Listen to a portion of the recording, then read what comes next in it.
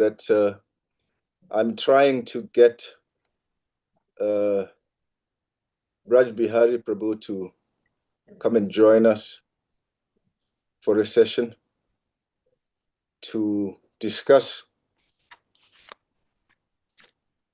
what is also a very pertinent issue in the Shastra, and that is how to resolve conflict. And that was it was brought up by quite a few of the students here.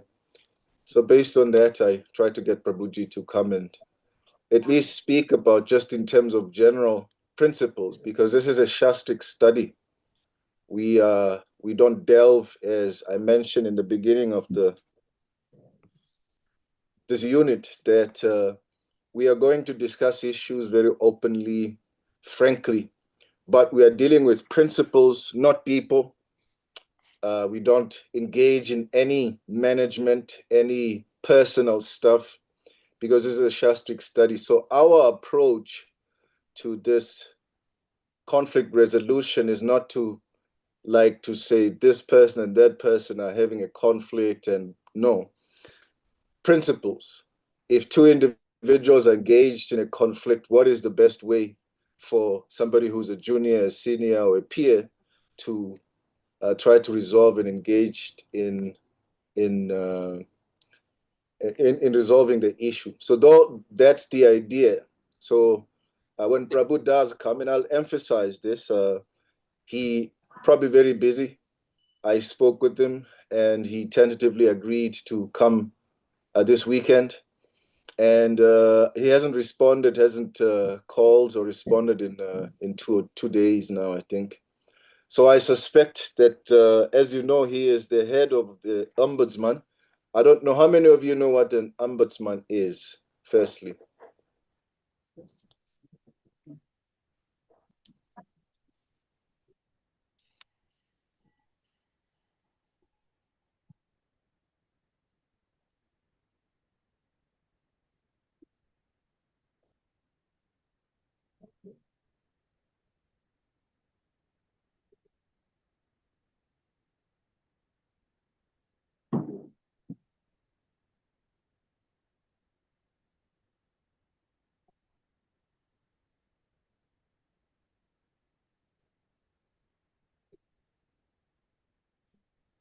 I don't think this will work if we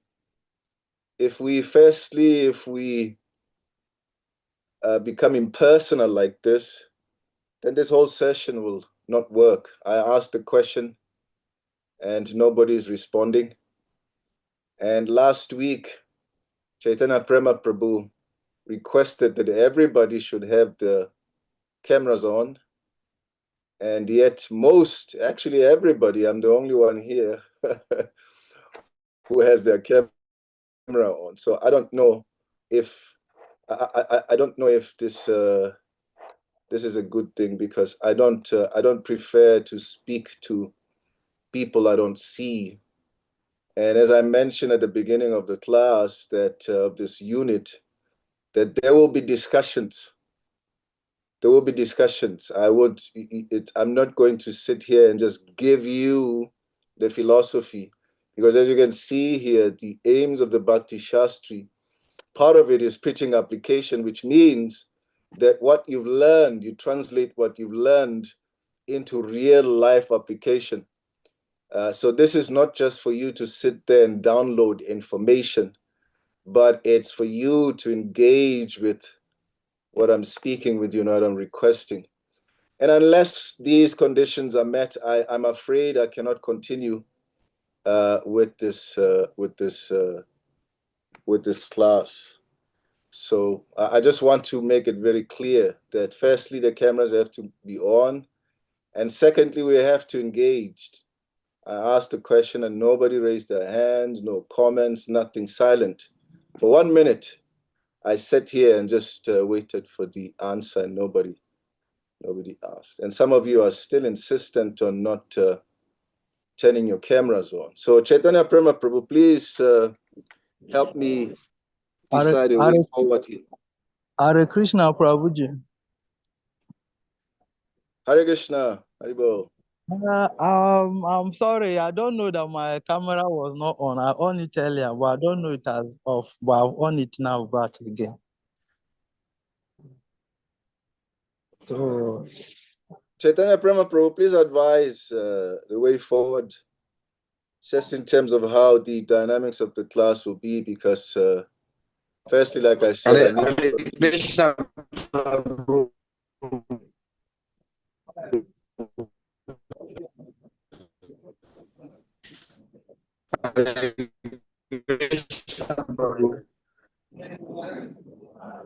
Hare Krishna. Hare Krishna. So you still have Isana Gauranga Das, the camera is off. You have Raghupati Das, the camera is off. You have some devotees don't have their cameras on. So I know when the cameras are on, most of the time it's because you're doing something else. You're not paying attention. Because I've done this Zoom stuff many times as a teacher and also as an attendee. And I know sometimes when presentation is going and I'm doing something behind, eating, cleaning, or whatever. So this will not work. So Chaitanya Prema Prabhu, please advise a way forward. I could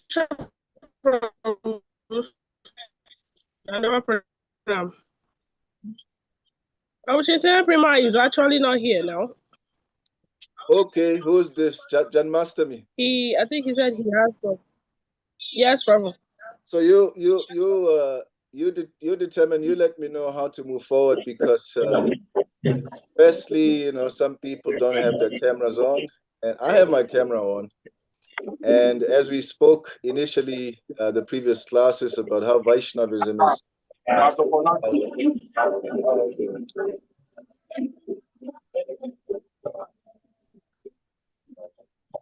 Yes. is about personalism.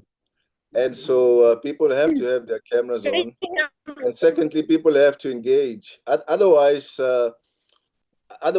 Chaitanya Prema Prabhu can get another teacher, and then, you can have that style of presentation that I think you prefer, where somebody sits here and tells you about the philosophy and you just take notes and that's it. I don't work like that. I don't teach like that. That's not my mode. So when I ask a question, I'm expecting all of you to respond. And there's no right or wrong answers here. It's a study session, so you have to test your knowledge of the Shastra by engaging with what I'm giving you. So those are my conditions. Otherwise, I will not continue. I'll ask Chaitanya Prema Prabhu to find another teacher. Yes, and then that can be the way forward, because I do have many other. Your conditions are okay, Prabhu. So can you speak with your students before we start with the class now? Because you can see we've already taken 10 minutes. I've already taken 10 minutes speaking this over and over again. So can you make it very clear, because I think this is recorded. So I just want you, as a representative of base, to actually come, firstly, acknowledge what I'm saying, and secondly, speak with your students about what we've just said. Thank you.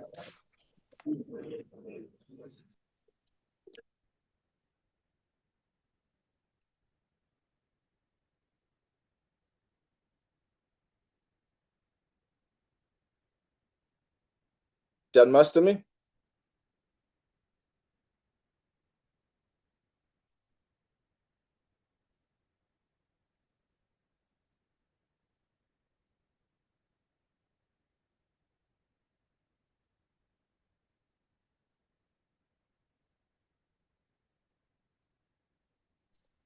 Janmastami, I'm waiting for a response from you. Can you hear me now? Hi, Krishna, can you hear me now? I can hear you, yes. All right. Yeah, I think my network was having some issue. Okay. I said, Prabhu, thank you very much for the information you've passed. And it's nothing new. It's actually the system. That's where we do it. Videos are supposed to be on, and then it's an interactive classes. And they all know this. So, although sometimes they do give some reason why some can off their camera, maybe being that the network is not that strong. So once in a while they turn it up, but not all the time, and not from the beginning of the class to the ending of the class. So please, dear students, this is our law. This is the way this academy runs. The videos have to be on while the teacher is teaching. We are not impersonalists. So please let us put on our cameras and also interact in these classes. When the question is being asked, try your best to answer. It's a training section, like Prabhu said. Even if you are wrong, you'll be corrected. So please engage in it and don't just stay aloof. Hare Krishna. Okay, thank you, Jan Mastami. So one of the things is that I teach pretty much all across the world, and one of the things that I've noticed is that, generally speaking, in like the Europes and even in India and other places, right? When somebody is attending class and for some reason they can't have their camera on, what they usually do is pretty much all the time, even here in South Africa, is that people send a message, Prabhuji, I have this and this an issue. I'll turn my camera on in 10 minutes.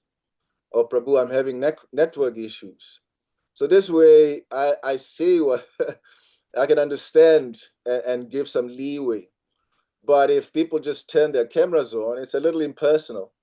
And a very interesting thing is that this is, it's a slight, because as Africans, we are supposed to be cultured, but sometimes I don't see it quite often. We attend classes, but we don't pay attention. So anyway, thank you, Jan Mastami. So yeah, so I'll just wait to hear from Braj Bihari Prabhu and see when he's available to come and do his presentation. So the question that I asked, if anybody knows what an ombudsman is, I'll just move on. We'll skip that question. So please kindly ask the question again, Prabhu. It's okay now. We've spent 10 minutes on it now, so it's 15 minutes actually. So we'll just move on. So what I'd like to do is ask for you to summarize the chapter so far. What is Krishna saying and what is Prabhupada saying? And what some of the themes that you have in your book? What are some of the themes that have come up that in Prabhupada's purport, in Krishna's own words? So firstly, you summarize. So it's from 1 to 14. We've read 1 to 14. You summarize it. You summarize what the texts are all about, what Krishna is saying, what Prabhupada is saying. And then the next step is to tie in some of the points, like impersonalism or whatever points that we've touched on, because every time a Prabhupada made a point, I also made it a point to remind you, to tell you that this particular point will apply to, this particular situation. So summary.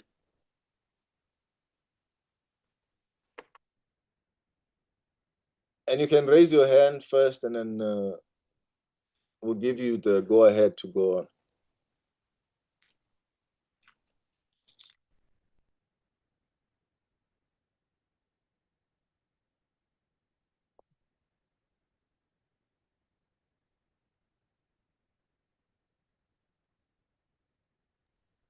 Hare Krishna, everyone. Prabhu is asking for summary of what he has been teaching from text 1 to text 14.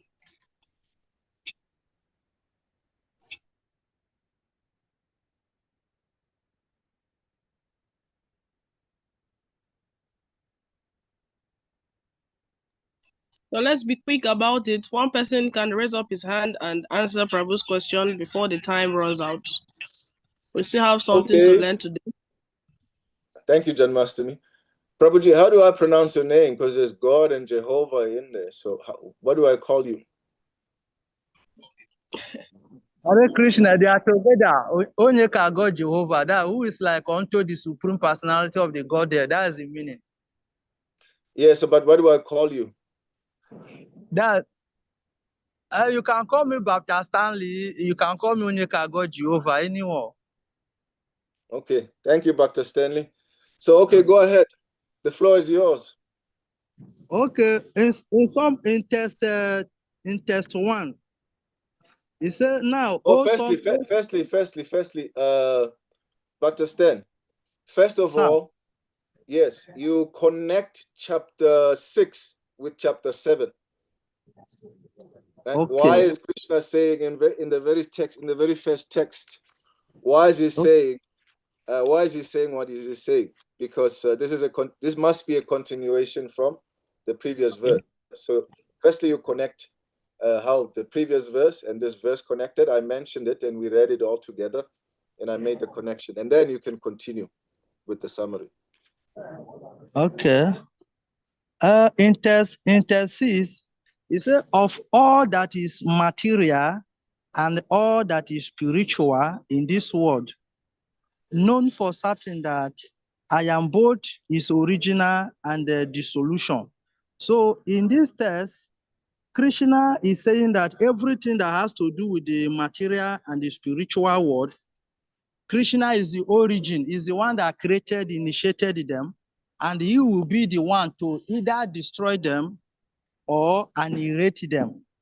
He bring them to pass, and he have the power to bring them, to put an end to them at the appropriate time.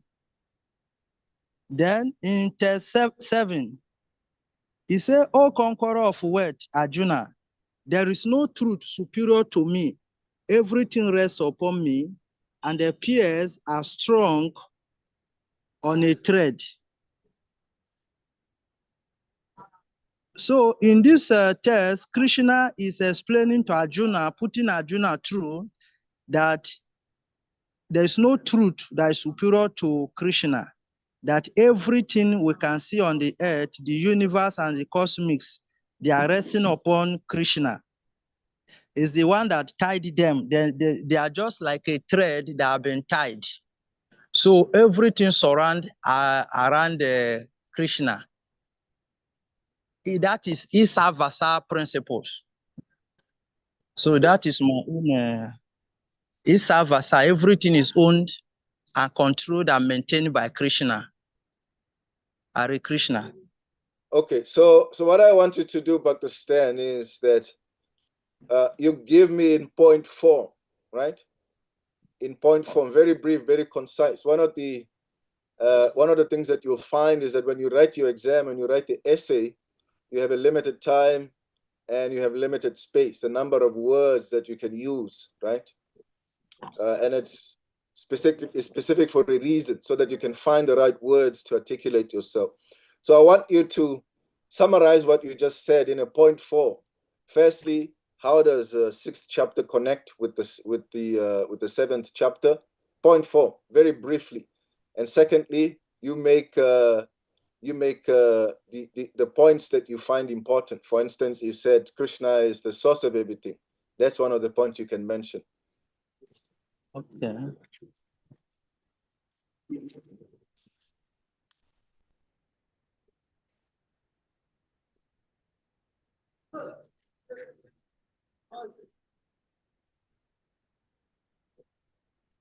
Okay, Hare Krishna. In point 4 of chapter 6.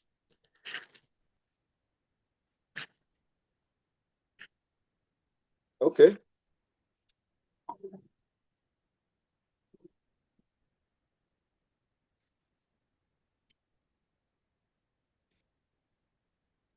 In test number 4 of chapter 6, this place is saying that a person is said to have attained to yoga when having renounced all material desires. He neither acts for sense gratification nor engages in fruitive activities.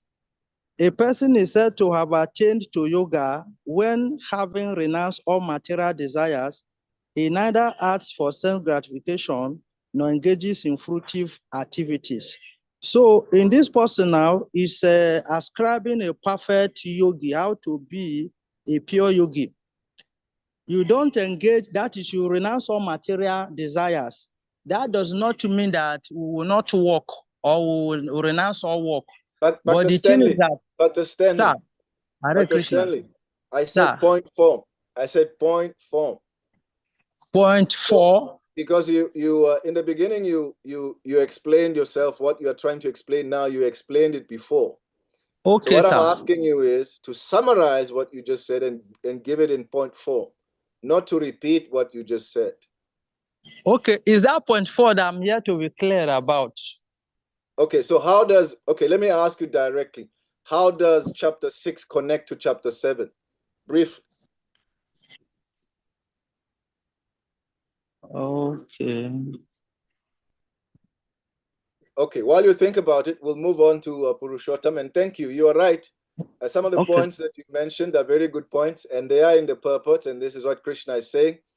But what I'm trying to do is to get you to put all your thoughts together. Okay, sir.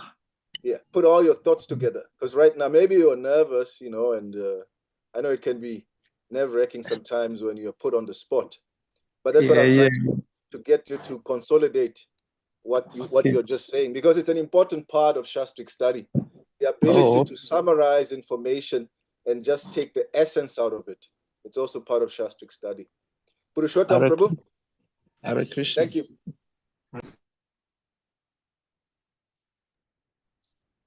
Hare Krishna Prabhu. Dandavat Pranam also. Purushottam Prabhu. And I hope Purushottam Prabhu is a wonderful devotee. Whenever I'm in Ghana, he's always there for the morning program, every single day. And he would sit down with me to chant his japa, and then he would go back, do his service, and then he would come back and sit with japa. So he doesn't leave the temple room. I appreciate that very much. Very one-pointed in terms of his sadhana. And also he has this wonderful taste for book distribution. Because book distribution is nice, especially as a brahmachari. It humbles you. You get a lot of rejection. And from this rejection, you grow as a person. So bravo, bravo. Okay, go ahead, Prabhu. All glory to you, and all by your grace. And speak a little louder. Speak a little louder. Am I audible now? Yes, I can hear you. I said, it's all by your graces I'm able to perform all those sadhanas. And to talk about the chapter 7, it's about the knowledge of the absolute truth. And then verses 1 to 14. Verses 1 wait. Just pause 1 minute, Purushottam. Go back. You said chapter 6. How does it tie in with chapter 7? Now remember one thing here, that this is the Supreme Personality of Godhead who speaks, who's speaking, right? And Krishna is described in the Nectar of Devotion. He has got like 64 qualities that Rupa Goswami mentions in the Nectar of Devotion. And one of those, or some of those qualities are that Krishna is very intelligent, is very smart, and is also very poetic, you know. He's like a poet. And I'm sure you've seen how musicians, I'm not a musician myself, but I love music. And you've seen how a musician can, when they make music, they transit easily from, like, let's say, one verse to another verse. The transition is smooth, right? You don't even, if you're like, if you don't have the technical abilities of music, you don't even see the transition. To you, it's just like one big musical, you know, score. But somebody who has musical insight can tell you, okay, now he's finished this verse, and this is how you connected with that verse through this sound or that sound. So because Krishna is a poet, when we move from the last chapter to the next chapter, there's a reason behind that. So Krishna is carrying something from the previous chapter into the new chapter. So there's always a connection. It's not like Krishna is starting from scratch in chapter 7, but he is basing what he's saying on what was said in the previous chapter. So my question to you, Purushottam, and everybody is, how does chapter 6 connect with chapter 1, with chapter 7? So that transition, what is that between the two verses that connects them? Okay. Chapter 6, which is Jnana Yoga, and then Jnana Yoga is all about meditation, and the meditation about the Supreme. And also, in the last verse of chapter 6, they make us know that Karma Yoga, Jnana Yoga, and Bhakti Yoga, they all have to be in connection with the Supreme, and which the Bhakti Yoga is the best of all the yoga systems. So the last verse, it helps us to know how to connect and how to know about the Supreme or the Absolute Truth, which next leads to chapter 7. So the whole of chapter 6, it was all about how to know the Supreme and in connection with all that. So the chapter 7, chapter 6 is a stepping stone, or it's a leading process to know the Supreme Being, which is Krishna, which is the next chapter, chapter 7. And if I get it right, and chapter 7 is all about the knowledge of the absolute truth. So chapter 6 before you get Purushottam Prabhu, before you get to the what chapter 7 is about, thank you. We'll come back to you. We'll come back to you. So I want that connection. Your attempt at connecting them is very nice, but I want it to be very more clear. Prana Priya. So very, you must make it very, very clear. So Purushottam Prabhu, your attempt is amazing, is great, but it's not very clear. It's not very, very clear. And Krishna isn't, the transition is very, very clear according to Krishna here. So, Prana Priya? Hare Krishna Prabhu. That looks like Janmastami there. Yeah, we're sharing the screen. My network is not too good. Okay. Where are you, in the temple room? No, we're in the ashram. Okay. Hare Krishna. So I said, let me try and put the connection. So who's asking? Is Janmastami asking, or is it Prana Priya? Because I saw the hand go up. Janmastami. Okay. Okay, go ahead, Janmastami. Okay, so the connection between chapter 6 and 7 is, chapter 6 is Dhyana Yoga, which tells us of the perfect yogi at the end of the chapter.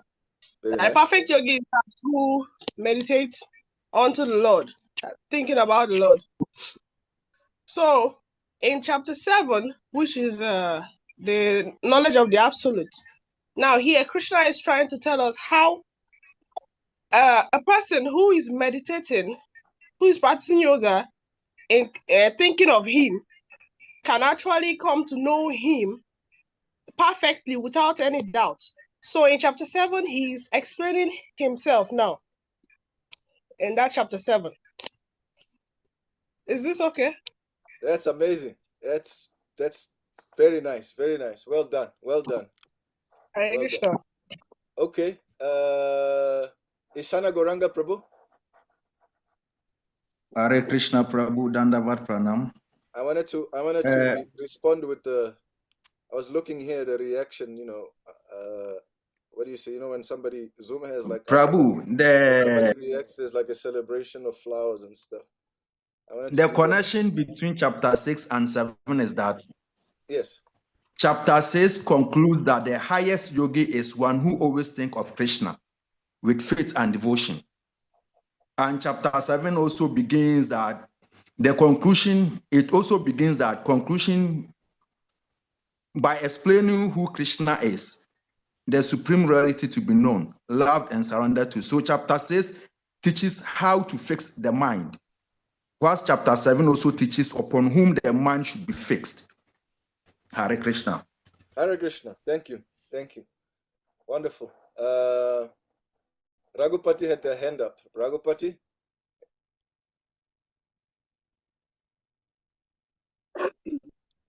Hare Krishna. Hare Krishna. So my linking with from chapter 6 to 7 is that the chapter 6 talks about Dhyana Yoga, and Dhyana Yoga, when you say Dhyana Yoga, it is when someone culminates into Samadhi in knowing Krishna in full consciousness of the Supreme. So in that case, when you enter into the Samadhi, that's when chapter 7 comes in as you seeing the knowledge of the Absolute. So there you get to see, after you practice all the yoga system to the Dhyana Yoga, then when you enter into the Samadhi, there you see the knowledge of the Absolute. You see the life force and everything. So it even helps you. So you get more understanding of the knowledge that you can attain the Supreme. Thank you. Thank you, Raghupati Prabhu. Okay, so now we'll come back to you, Dr. Stanley. And so the connection has been made. You understand what I was asking now? So the connection has been made. So now you can go on and bring out and discuss what the second part, which was what are some of the important points that that Krishna is bringing out, and some of the points that Prabhupada is also bringing out. But I want you to tie them in terms of the themes. I think that's in page 11 of your book or something. There's like about 12 themes, impersonalism and all of those things. So you have to tie them in there. So this way, when you are saying something, you can always tie it to another piece of information. You create a sort of a neural network, so that when you find yourself in a position where you can draw from different places when you're making your point. Okay. Hare Krishna. Hare Krishna. Yes, please go on. Please go on, Dr. Stanley. So, according to between chapter 6 and chapter 7, chapter 6 is talking about Sanjaya Yoga, describing. Dr. Stanley, please forgive me. Please forgive me for interrupting. But what I'm asking is, so we've made the connection between chapter 6 and chapter 7. So that case is closed, right? Okay. So what I'm asking is, between text number 1 and text number 14, there are themes that I've discussed also in our previous class, and one of them is impersonalism, right? And then we went into discussion about impersonalism, and we read from the purport itself where Prabhupada is comparing impersonalism and impersonalism. I'll give you an example of what we discussed, right?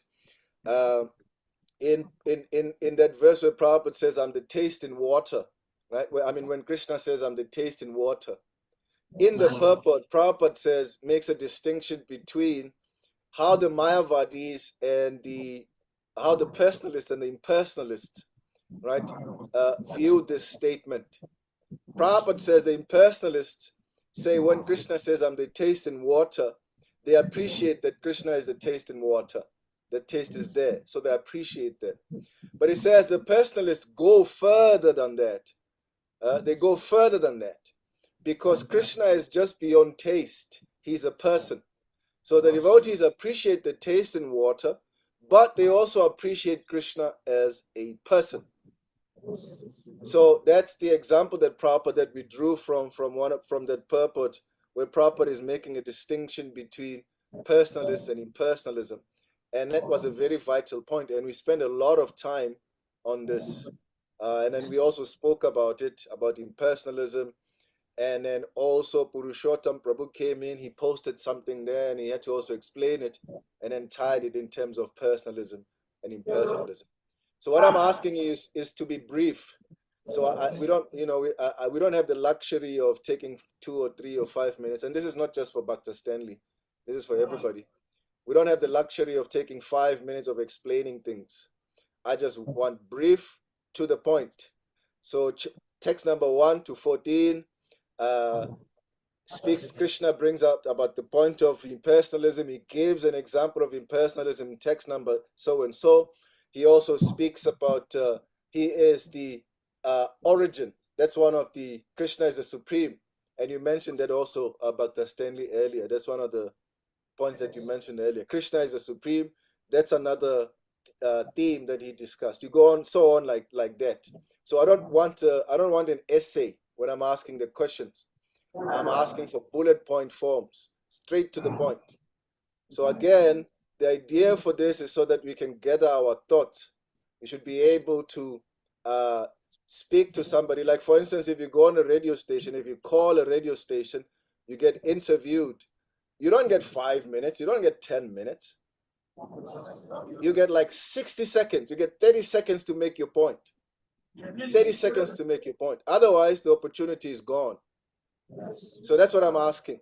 So I'm along with training of the Shastra is how to present the Shastra. So these two things go together in my presentations. So part of you as student is that when you respond briefly, concisely, no essay, no long taking from Ghana to Burkina Faso, Egypt, and then Kenya, South Africa, and then come back. So I think I made my point.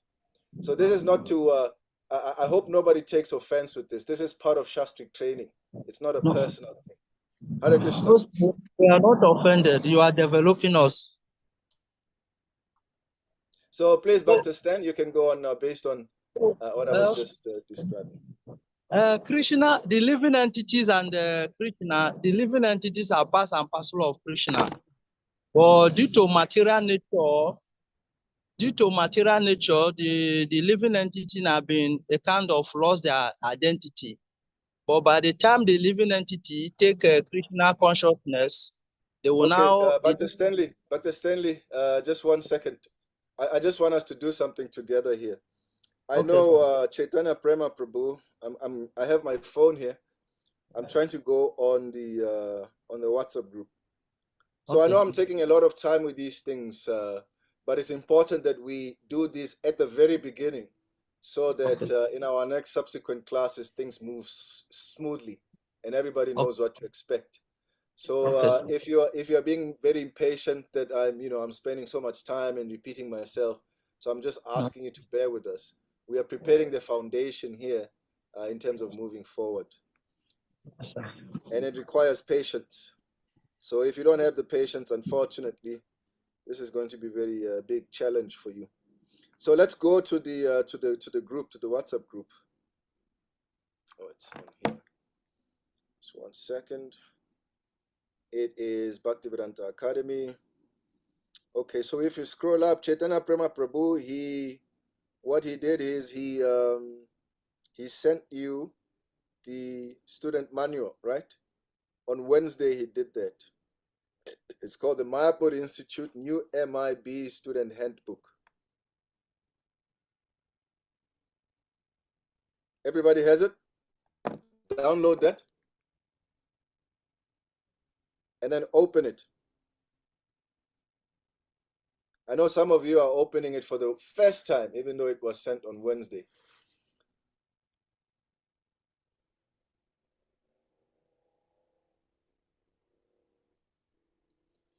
So you have to, as a student, you have to go through all of these this study manual if you haven't already. But what I want us to do is to go to the themes. The themes of, you can see in page 5, the aims of the institution. This is what you see on the screen. You can see it's the same thing on there. So I want us to go to the themes set, the themes part. If you find it before I do, please let me know. You can save us a lot of time by doing that.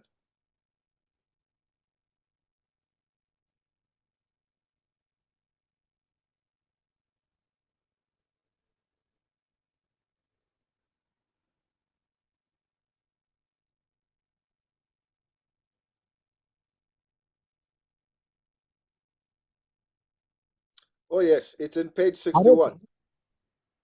Page 61.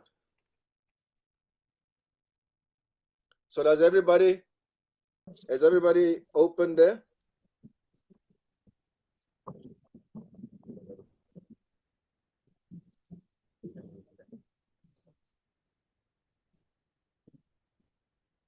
Is everyone on page 11?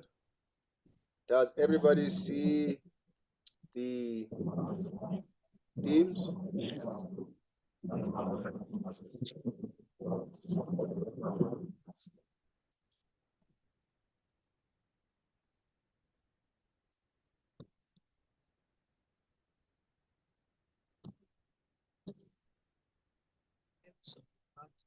No answer. Hare Krishna, I don't know if it is a serial in all the handbook. Sorry? I don't know if it is serially on the handbook, because what is there in page 11 is saying sample open book assessment answers. No. Did I say page 11? Then another one I see is page 6, aims of the Mayapur Institute Bhakti Sastri course. I said page 61. Page 61. Oh, okay. Page 61, yes.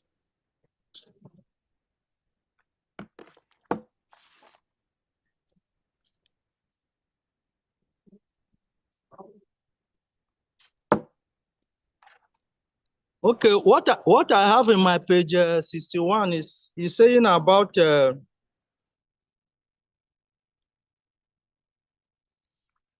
my book says page 61.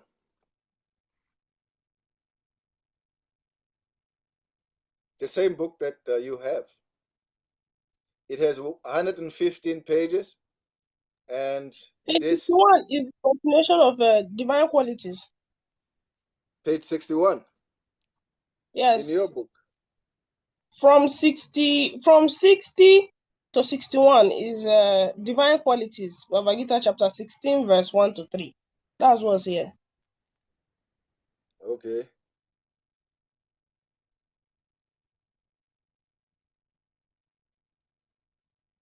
Huh. All right. Anybody found it?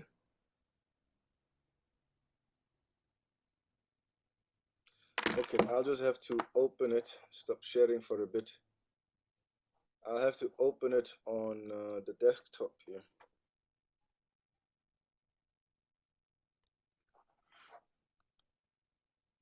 Hare Krishna, Babuji. Yes, sir. Page 61.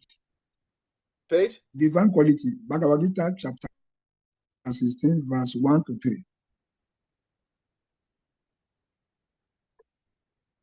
The page number with all the themes of the Bhagavad Gita, at least for the Bhakti Sastri purposes.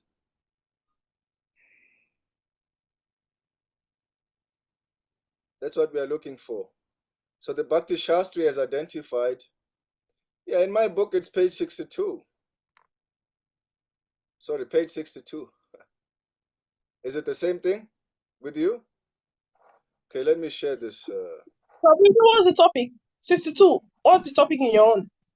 Okay, I'll share it.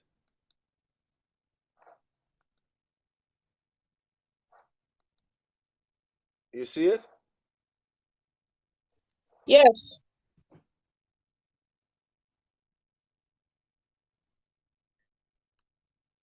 Only John Mastami responded. Everybody sees it? Yes. Okay. So these are the selected themes. Page 62. Page 62. So these are the selected themes for the Bhagavad Gita, for our Bhakti Sastri's purposes, right? There's another theme. Where is it? Anyway, we'll discuss that some other time. Where is it?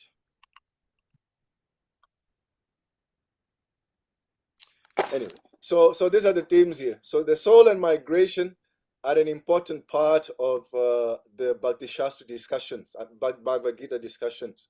Krishna speaks about it pretty much all the time. And so these are some of the references, many, but these are some of the references that you can get. When it comes to soul and transmigration, you can find references for that in these verses.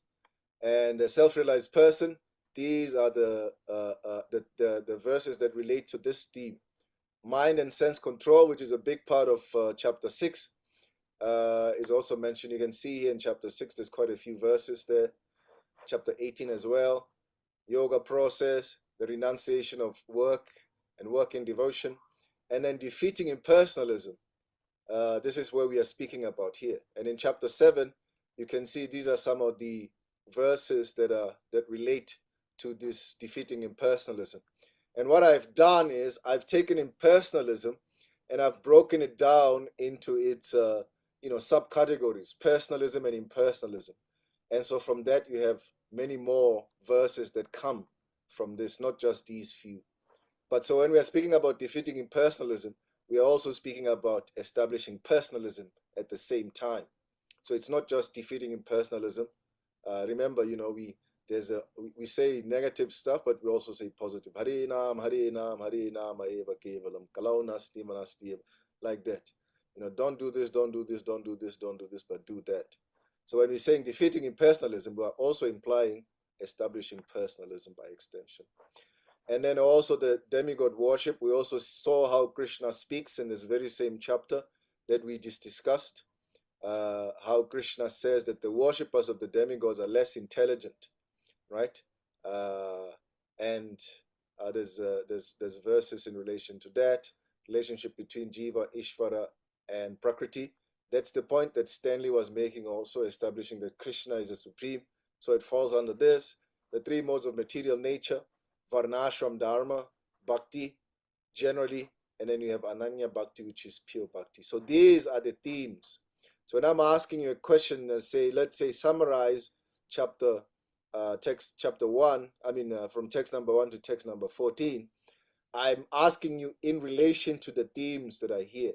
And I've already given an example about impersonalism and the examples that Prabhupada is giving. And then also Krishna in the same, as he also speaks about demigod worship. He also speaks about Jiva, Ishvara, and Prakriti. For instance, he speaks about how everything comes from him, right? What is it? Let's see. 7. What does he say about the Jiva?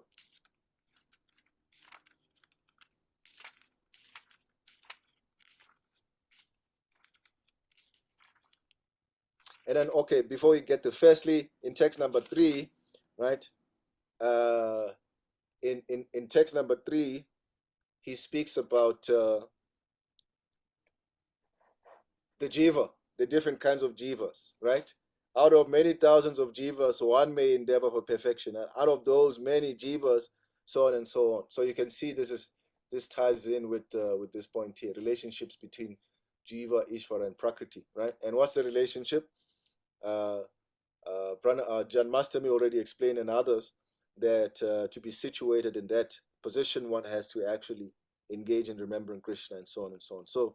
So Krishna is directing this particular theme here, right? And then in text number 4, each earth, water, fire, ether, and so on, also all constitute. Again, he's speaking here about Prakriti. Prakriti means material nature, right? And the relationship between two. And then text number 5, and then he speaks now about transcendence, right? Transcendence, which is a theme, but it's not here. It's not separate theme, but it is under the theme of bhakti, because bhakti includes transcendence. And also bhakti in liberal sense also includes, as Prabhupada explains in the earlier chapters of the Gita, that jnana is useless unless it has bhakti. And when jnana is paired with bhakti, it becomes jnana yoga. Ashtanga is useless on its own, but when you pair it with bhakti, it becomes Ashtanga yoga. So this is what we're speaking about here, right? And then so he speaks about this transcendence. And then he speaks about all created beings have their source in these two natures. So he's giving knowledge, right? He's giving knowledge about relationships as well, which is a theme that actually should really be here, but it's not. I think we assume, we take it for granted. But I think maybe John Masterme, you can note some of these things that I'm making, and then you can pass them on to your teachers. But I think I don't particularly use this particular version of Bhakti Sastri because I think it needs improvement. There's a lot of things that are cut out. It's nice. It's summarized compared to when I did my Bhakti Sastri and when we started. It's summarized. It's very concise. But I think in being concise, it's leaving out a lot of stuff. And some of the themes, for example, I'm saying, relationships as a separate theme is something that should be really part of this. So anyway, you get the idea. And then so Krishna speaks about transcendence in text number 6. And then he goes on to speak about himself again, right, as Ishvara, right? He says in text number 7, O conqueror of wealth, there is no truth superior to me. Everything rests upon me as pearls are strung on a thread. So he's telling us about himself, right? And then he's telling us more about himself. He'll explain more about this in chapter 10, because this is just the beginning here.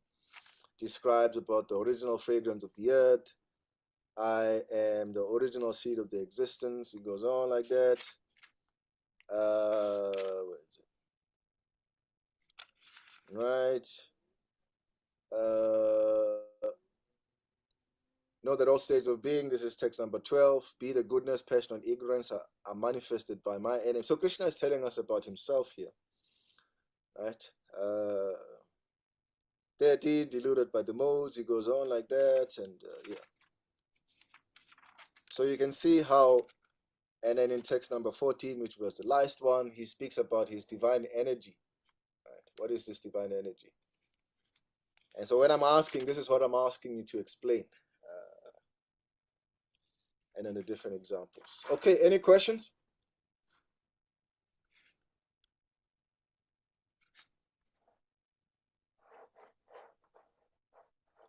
How do I stop sharing?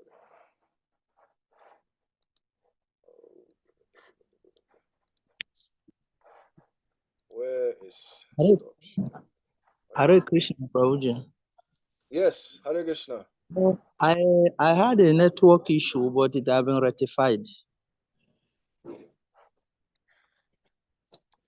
Who's speaking? It's Bhakti Stanley. Okay, thank you, Stanley, for letting me know. I appreciate it. Yes. Are there any questions? So that's basically 1 to 14. So next time when we when I ask that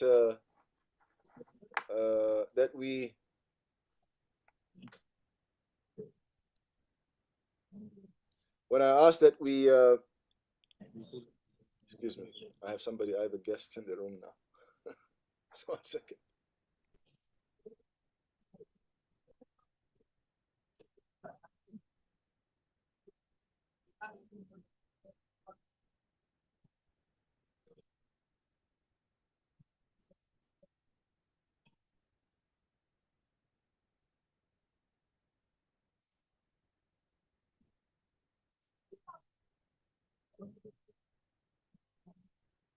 Yeah, okay.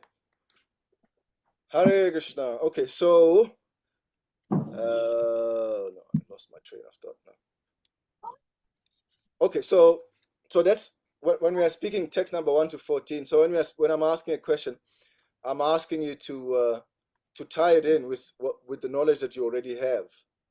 So you summarize in that way. Is this clear to everyone? No problem. No, sir.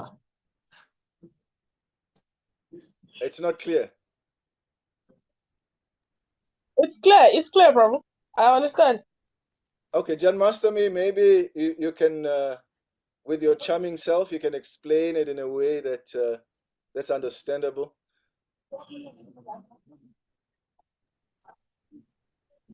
Or somebody You else mean who yes, go ahead.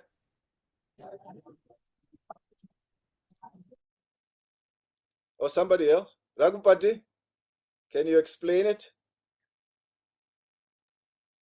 Oh, please, I didn't get your point well. Purushottam?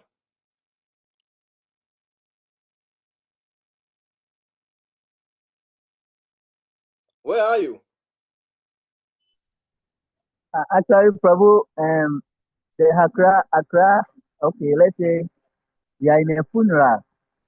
One Okay. of our devotees, Mataji, at Obuase, Ghana, has first left the body. So we are in a funeral at Obuase, including Pesana Prima Prabhu and a lot of devotees.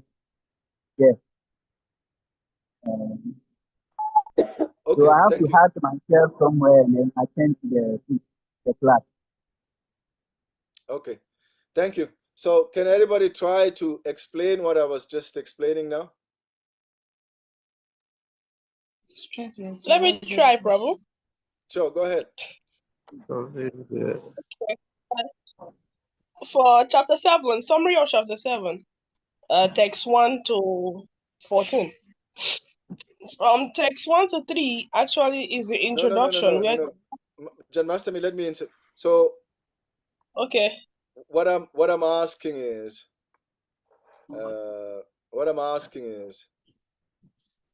did you understand? I tried to use those themes to explain them in terms of their relationship with what we are doing.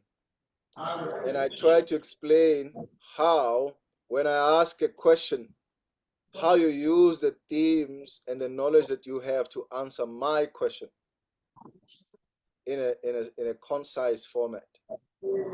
So in other words, when I'm asking a question, you should tie it with the themes that are there. How does it relate to the themes? How does it tie with the themes? So Janmastami, I don't know. I mean, everybody, many devotees still have their cameras off. You have Ishana Goranga's cameras off, Bhakta Elvis' camera off, Anantajit's camera off, Balabhadra camera off. Even after we spent like 15, 20 minutes trying to explain things.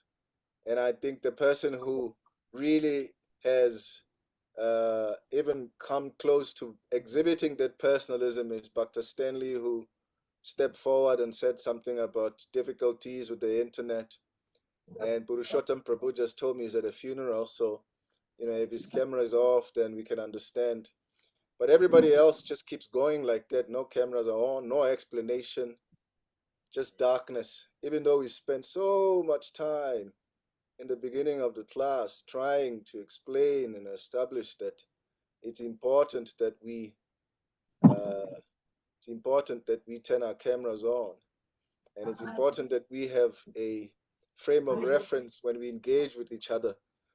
And I was trying to outline that frame of reference, but still I see that there's no movement. So I don't know. I don't know, Janmastami. I think if I don't know what the solution is. If after spending so much time trying to explain and the importance of personalism and what cameras should be on, still devotees. I mean, we're still talking about it halfway through the class, and like I said, it doesn't work for me. So what do you want to do, Janmastami? Can we then just make a decision so that we don't waste everybody else's time, because there are devotees here whose cameras are on and they don't want to hear me repeating myself over and over again about these things.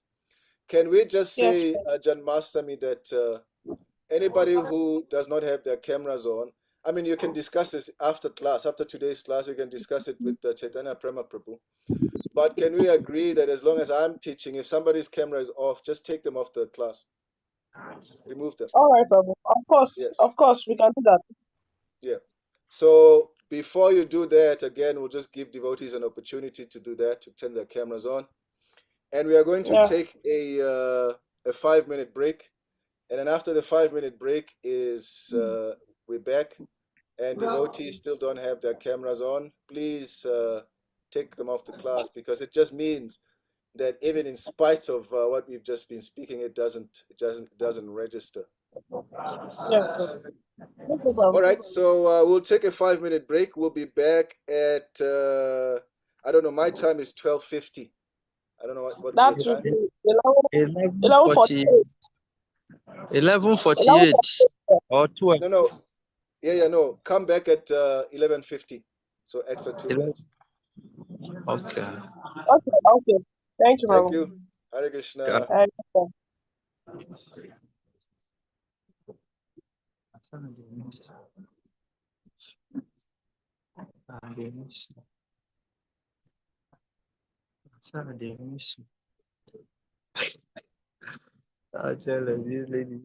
Prabhu, you said your battery is low. There's no light. Please charge. Oh, yeah. Prabhu, battery. Madam, There's no electricity there where you can plug it. You have 5 minutes now to recharge the battery a little bit. I'm going to plug it right now. Yes, please do. Thank you. Dr. Elvis. Dr. Elvis, are you there?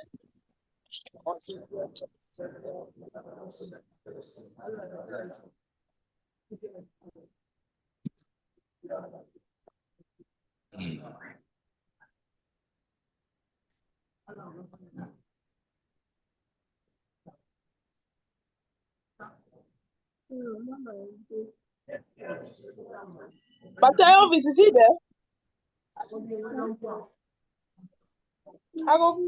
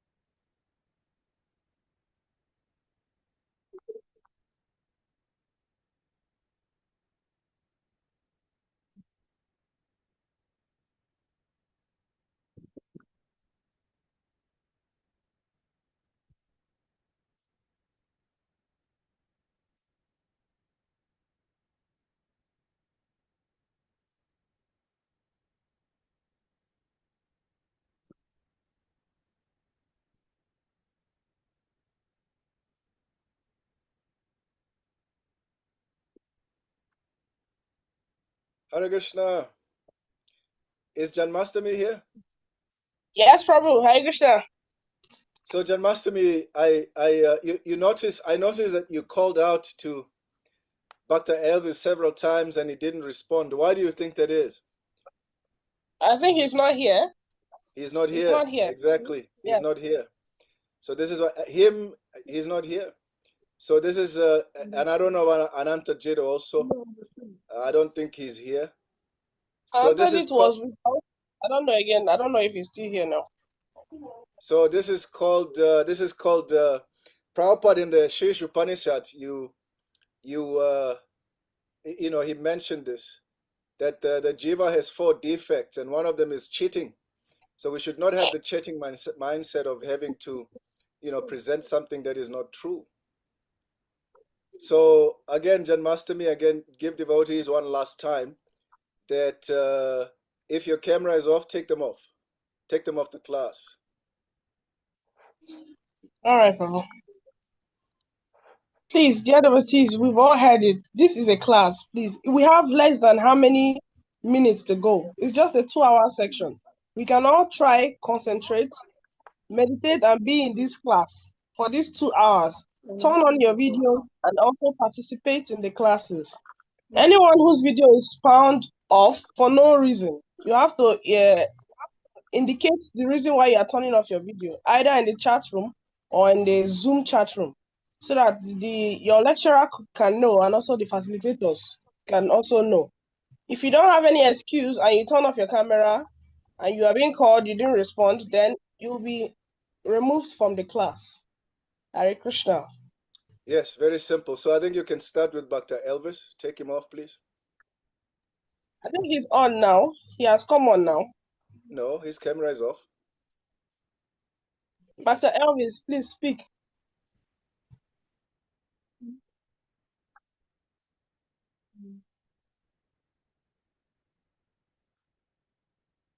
Hare Krishna. Take him off. You can see he put a picture there. He put a picture there and he's not saying anything. Hare Krishna. Okay. Hare Krishna, Prabhu Raghupati. Mother, please, my phone is still on charge. You said? Janmastami, My please phone is remove still on Elvis from charge. John Master, may please remove Elvis from my class, because I don't. He's, he has a picture there, but he's really not here. So please remove him. All right, Prabhu.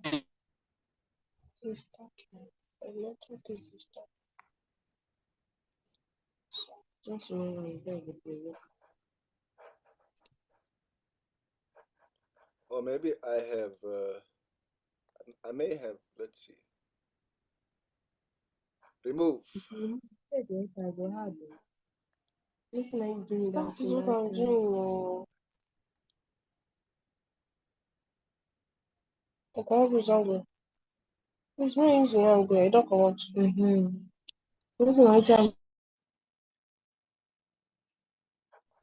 Okay, Prabhu. Is it gone? Okay. All right. Yes. Okay, so let's continue with our presentation. So somebody can read from 15 to 30. Just the English.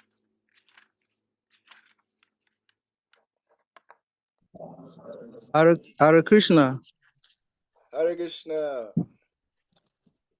Okay. Just the translation, right? Yes, just the translation. Okay, I read. Those miscreants who are grossly foolish, lowest among mankind, whose knowledge is stolen by illusion, and who partake of the atheistic nature of demons, do not surrender unto me. 16. O best among the Bharatas, Arjuna, 4 kinds of pious men render devotional service unto me: the distressed, the desirer of wealth, the inquisitive, and he who is searching for knowledge of the absolute. 17. Translation 17. Of this, the wise one who is in full knowledge, in union with me through pure devotional service, is the best. For I am very dear to him, and he is dear to me. Translation 18. All these devotees are undoubtedly Magnanimous. Magnanimous souls. But he who is situated in knowledge of me, I consider verily to dwell in me. Being engaged in my transcendental service, he attains me. Translation 19. After many births and deaths, he who is actually in knowledge surrenders unto me, knowing me to be the cause of all causes and all that is. Such a great soul is very rare. Translation 20. Those whose minds are distorted by material desires surrender unto demigods, and they follow the particular rules and the regulations of worship according to their own natures. Translation 21. I am in everyone's heart as the super soul. As soon as one desires to worship the demigods, I make his faith steady so that he can devote himself to some particular deity. Translation 22. Endowed with such a faith, he seeks favor of a particular demigod and obtains his desires. But in actuality, these benefits are bestowed by me alone. Text 23. Men of small intelligence worship the demigods, and their fruits are limited and temporary. Those who worship the demigods go to the planet of the demigods, but my devotees ultimately reach my supreme planet. Translation 24. Unintelligent men who know me not think that I have assumed this form of personality. Due to their small knowledge, they do not know my higher nature, which is changeless and supreme. Verse 25. I am never manifest to the foolish and unintelligent. For them, I am covered by my eternal creative potency, Yoga Maya. And so the deluded world knows me not, who am unborn and infallible. 26. O Arjuna, the supreme personality of Godhead, I know everything that has happened in the past, all that is happening in the present, and all things that are yet to come. I also know all living entities, but to me, no one knows. 27.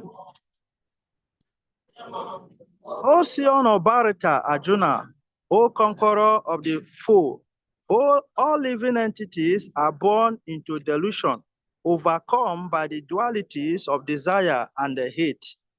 Translation 28. Persons who have acted piously in previous lives and in this life, whose sinful actions are completely eradicated and who are freed from the duality of delusion, engage themselves in my service with determination. 29. Intelligent persons who are endeavoring for liberation from old age and death take refuge in me in devotional service. They are actually Brahman because they entirely know everything about transcendental and the fruitive activities. Then lastly, translation 30. Those who know me as a supreme Lord, as a governing principle of the material manifestation, who know me as the one underlining all the demigods and as the one sustaining all sacrifices, can with steadfast mind understand and know me even at the time of death. Hare Krishna. Thank you, Dr. Stanley. Thank you. So I just want you to note this last verse of this chapter, because just like with the last verse of the previous chapter, they connect. There's a connection between the two, but we'll get to that. All right. So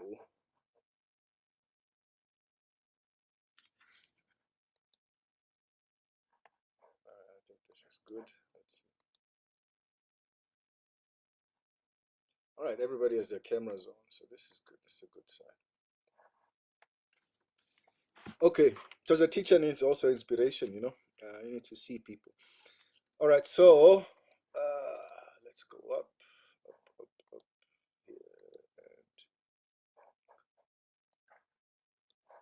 so, text number 15, Krishna says here,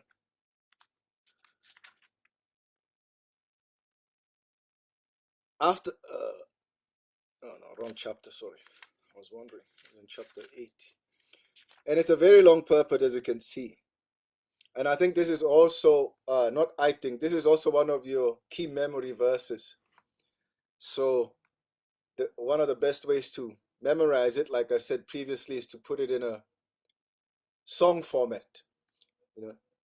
Nang madhuskritano mudha prapadyante naradama mayaya pritagyana ashuram bhavamashruta. Namang duskritano mudha prapadyante naradama mayaya paritagyana asuram bhavamashruta. See, when you learn it like that, the melody, the mind remembers music easier. And it'll help you also, especially if you, or maybe let me ask everybody this question before we continue. And I expect everybody to answer this question here. Why are you doing the Bhakti Sastri? What are your reasons for doing Bhakti Sastri?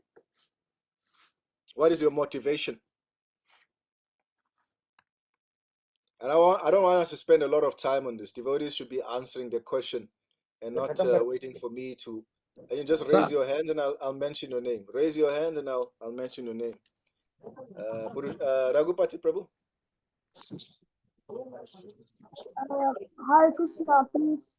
While we are learning the Bhakti Sastri, that Speak a little louder, louder. So while we are learning the Bhakti Sastri, that it helps us to know more about the knowledge of ISKCON and how to preach to others so that they can also get the understanding, we can move further and also to understand the Bhagavad Gita so that we can also apply it in our life. Ragupati, very good answer. I mean, I like your answer, but I'm asking you why you did the Bhakti Sastri. And your answer is the Bhakti Sastri teaches us that. I'm asking you why you are doing the Bhakti Shastri. You are saying the Bhakti Shastri teaching us that. So connect the two for me. I'm not asking the Bhakti Shastri, I'm asking Raghupati. What's that? So in other words, I'm not asking you to give me a book answer. This is not a book answer. You'll not be tested for this. I just want to know everybody's motivation. Why are you doing the Bhakti Shastri? I know what you can learn from the Bhakti Shastri, but why are you doing it?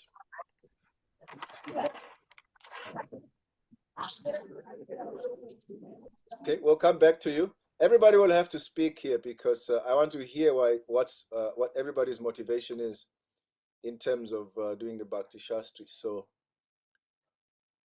Purushottam Prabhu, why are you doing the Bhakti Shastri? And don't lie to me. Be honest with me. Don't lie to me. I'm not talking about Purushottam. When I say don't lie to me, I'm not addressing him specifically. I'm addressing everybody here. And when you share your reasons, don't lie to me. Be honest. Purushottam Prabhu, go on. Yeah, yes, Prabhu. It's Srila Prabhupada instruction also to study his books and preach. So as a preacher, No. You are doing, I don't know if it's a Ghana thing or what. You're doing the same thing that Raghupati did. So maybe it's a Accra thing. I'll just give you a moment to gather yourself, and I'll move on to. We'll go to who's the next one. Hare Krishna, Babuji. Raise My your hand, respect. please, so I can Hare see. Krishna. Please raise your hand. Raise your hand so we don't all speak at the same times. Kindly. This is not present. Who's next? It's not present. Balabhadra. Balabhadra Prabhu, go ahead. Yes. Yeah, my respect. I'm learning Bhakti Sastra to defend my faith, to preach, and to learn how to attain the goal. Thank you. Thank you. So you're learning. See, Balabhadra Prabhu, where are you calling from? Are you in Niger or are you in Ghana? Nigeria, Lagos. Okay.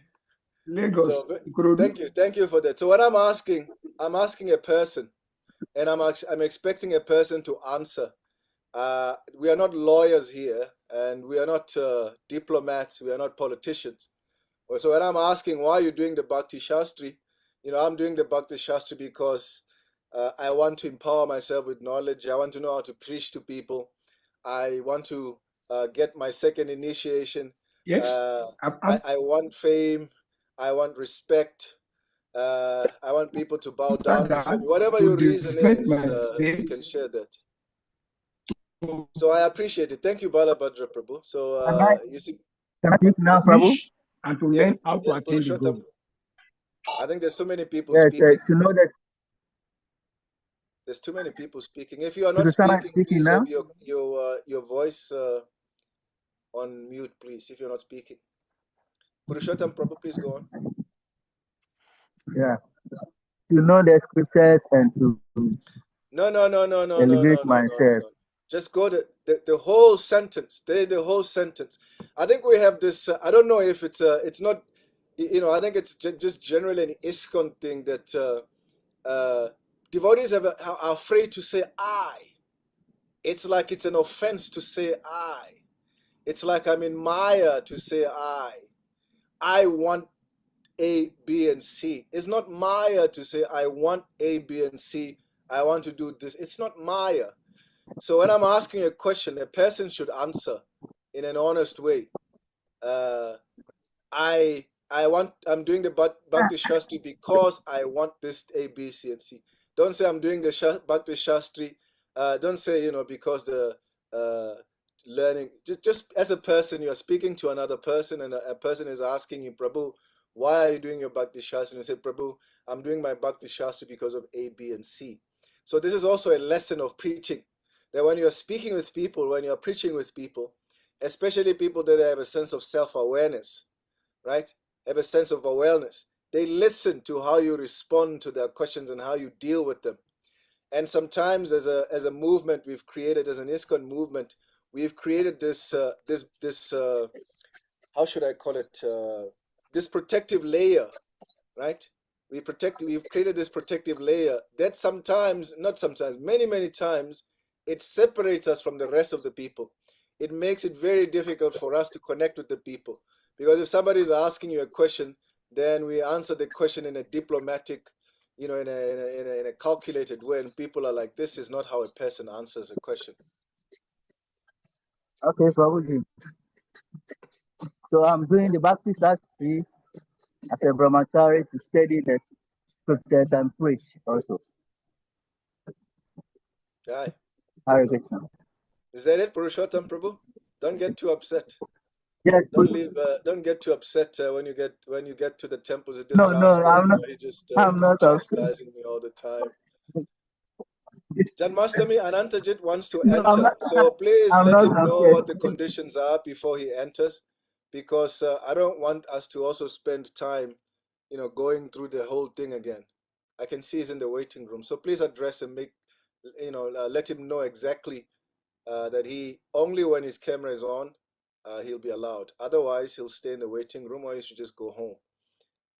Hare So this Krishna, is Prabhu. personalism. Yes. I was actually the one that put him in the waiting room because he has off his camera for a very long time.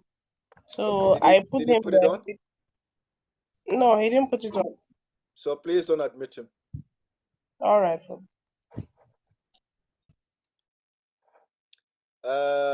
Okay, Purushottam Prabhu has already spoken. Okay, but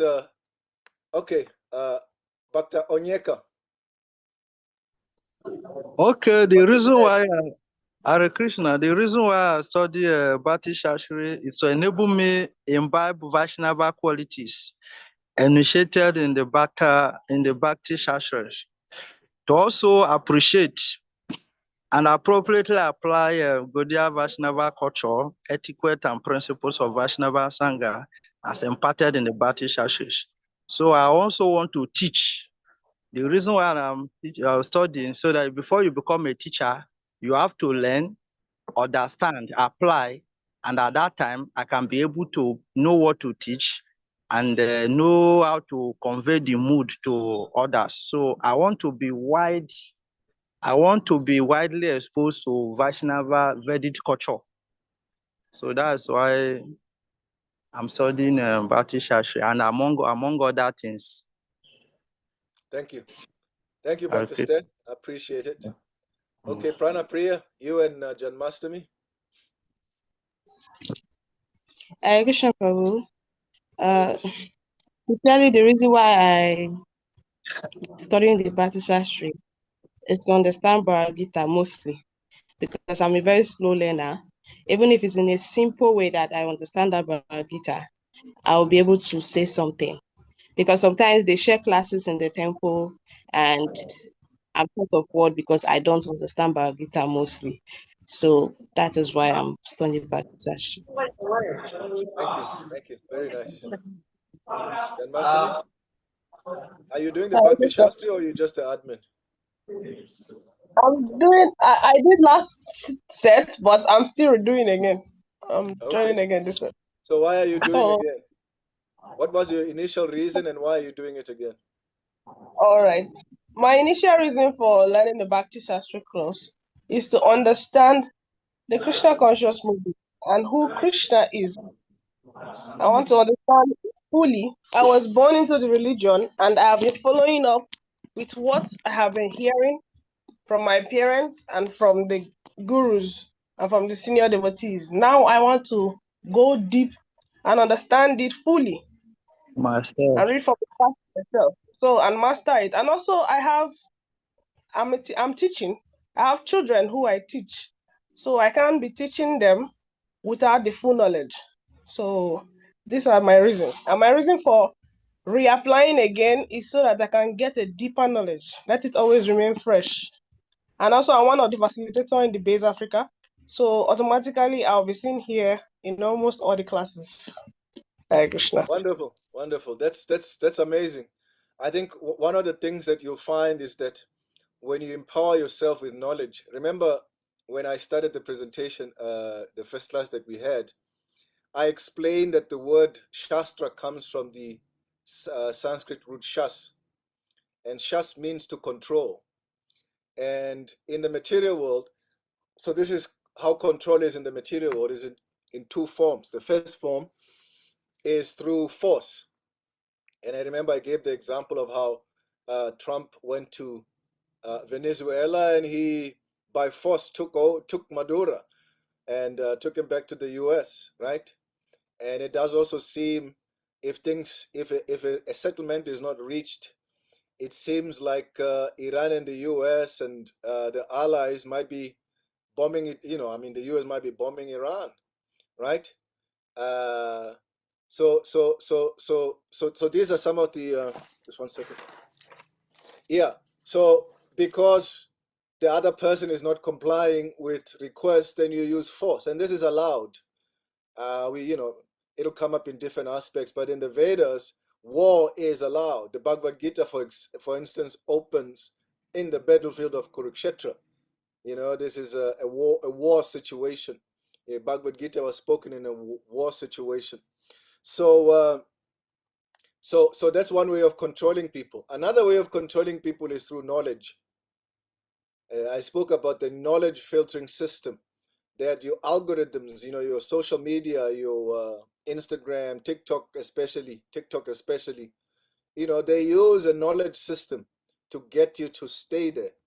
And like, for instance, you have now, well, I don't know which country it was. Recently, there's a country now that is suing TikTok for its algorithm, because the algorithm is very addictive.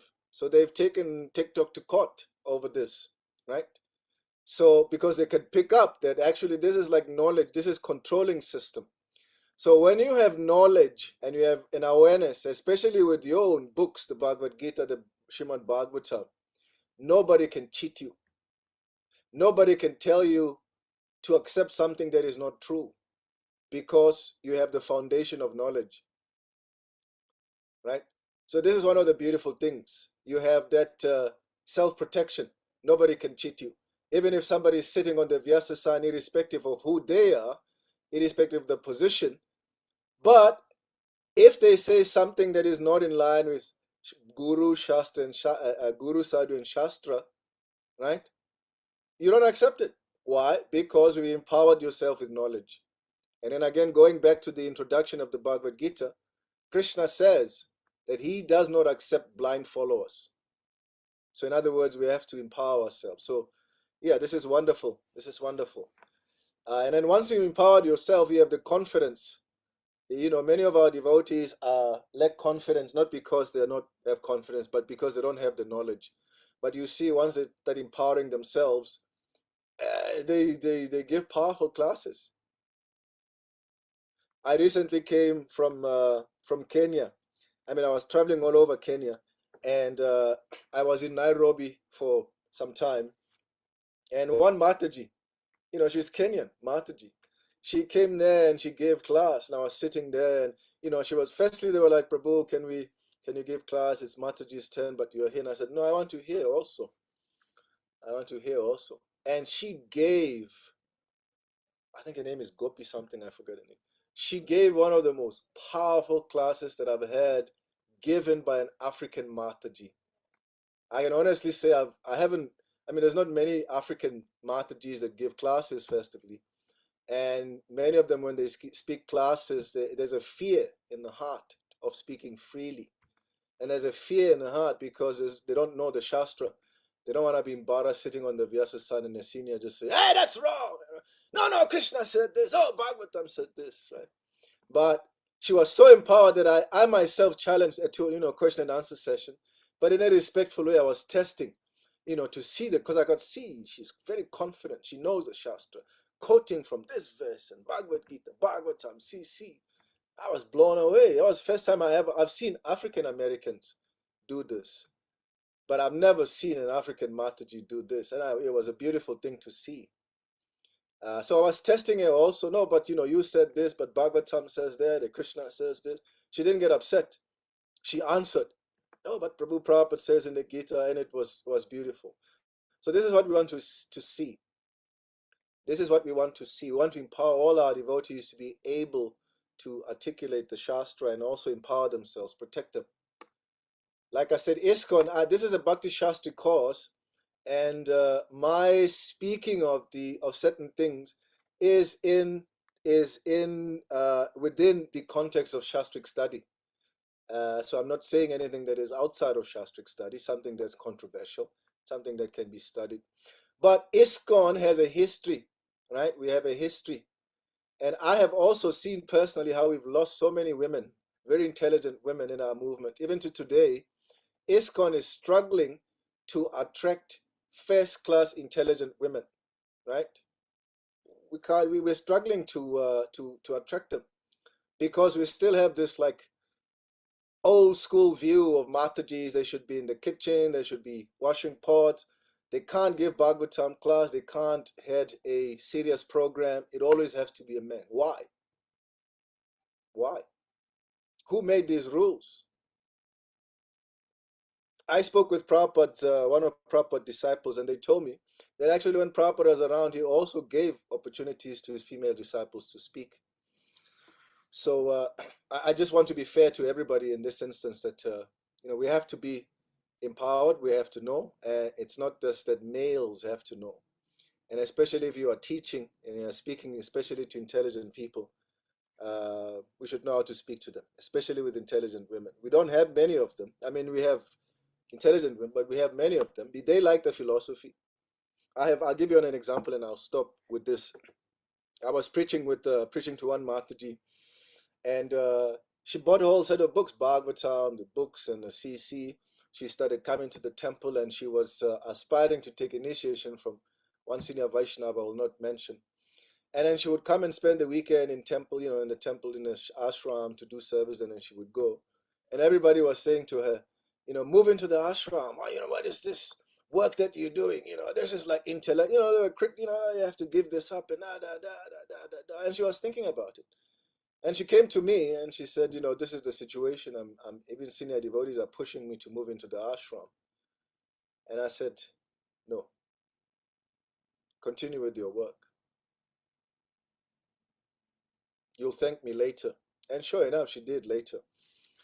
And then when later on, she said something to me. This is what I was trying to say to you as devotees, that we need to have a sense of balance when we're dealing with devotees, everybody, even female. And she said to me, before I came to your ashram, to the Hare Krishnas, I knew that I was female and I was in such and such a body. But after coming to the temples regularly, now I'm completely in the bodily concept. I only see myself as female. Whereas in the past, female was only one of my many identities. But now it's like sort of reinforced that you are female. You should do this. This is a female's jobs. And this is hypocrisy. This is hypocrisy. So anyway, I just wanted to make that very clear. I just wanted to make that point about appreciating this Mataji from Kenya. I forget her Gopi something. She gave an amazing class that we don't have, and I want to see. And when I say we don't have, I'm not saying we don't have female Matajis in West Africa speaking class. I'm saying we don't have African Matajis speaking, even in the South, everywhere. Okay, who hasn't spoken? And then we can close off. I think there's only a few devotees left here. There's about 5 devotees. Okay.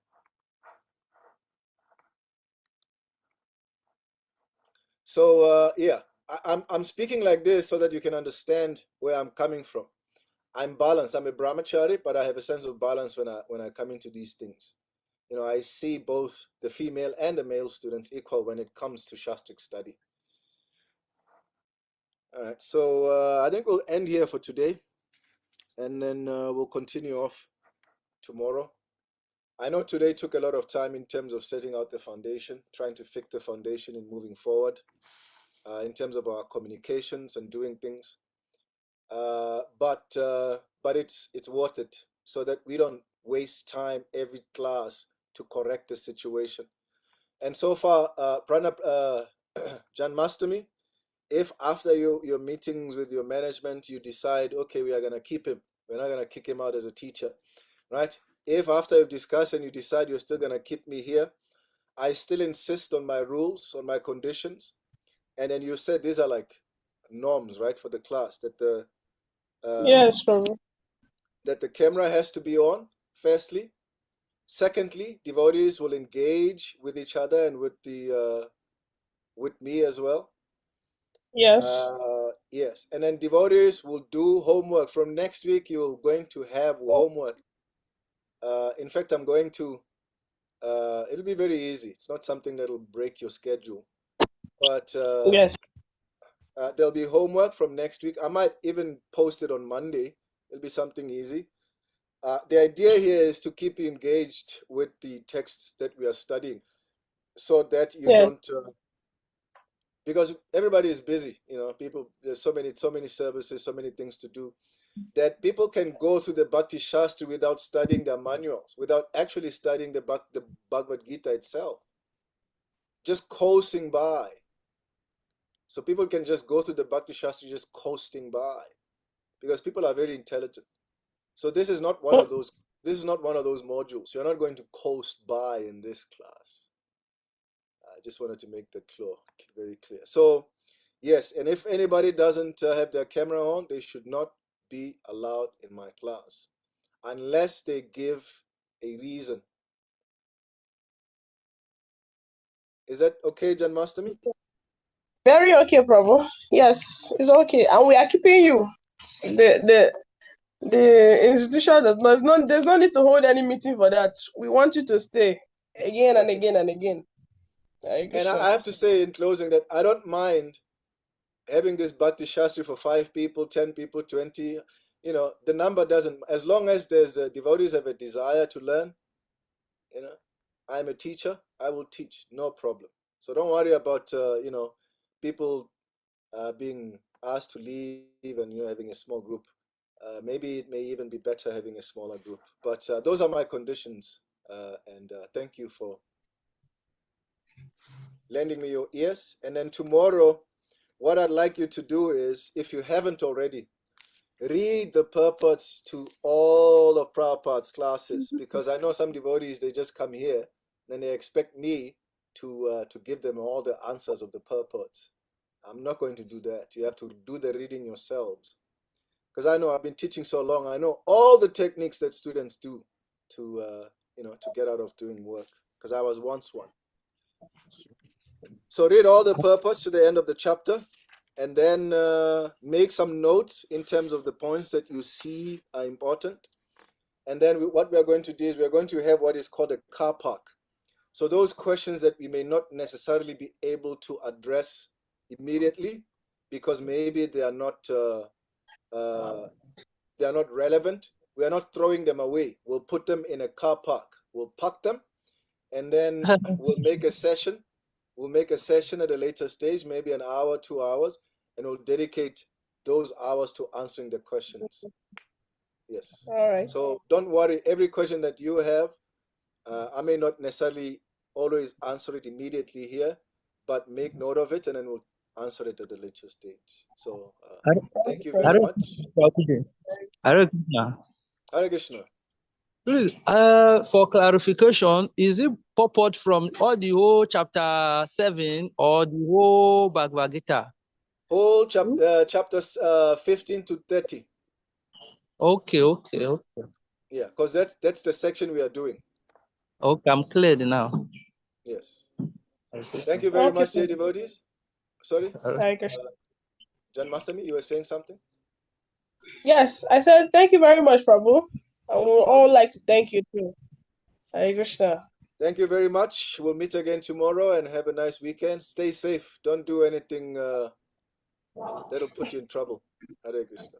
Yes, Hare Krishna. His grace by the mercy Prabhu Hare Ki. Krishna. Jai. Yeah, all glories. All glories. Hare Krishna. Thank you very much. Okay. Haribo. So, Thank see you all you. tomorrow, Thank same you very time. much. Don't do Okay. anything else in trouble. Namaste, Mataji. My phone went off for low battery for me. I just connected the charger. So I want to know what was the last discussion in the class? What was Oh, it discussing about? he ended it with the reason why we are doing Bhakti Sastri. And after that, he was giving us some encouragement that the Mataji is good that the Mataji should also learn the Sastra so that they can give classes. So he was giving an example of a Mataji in Kenya. So it was story. It was just an encouraging story, all true. And then he said his instruction that next class the video should be on. He should engage in the classes. So, and also that we should read the purport. We should read the purport of the already read verses from 15 to 30. So we should read the purport and make notes. If you have any question, store it. Even though he doesn't answer it, just store it down somewhere. Then in the weekdays, in our free times, he can actually create a section where he will answer all those questions. So this is what he said. So no homework for us. No. Okay, thank you very much, Mataji. Please let us all be checking the groups daily for information. Assignment might drop and other things. Hare Krishna. Hare Krishna. Jama Sami Mataji is trying, just like that first African woman, to give talk. Hare Krishna, Prabhu. Please. I'm learning.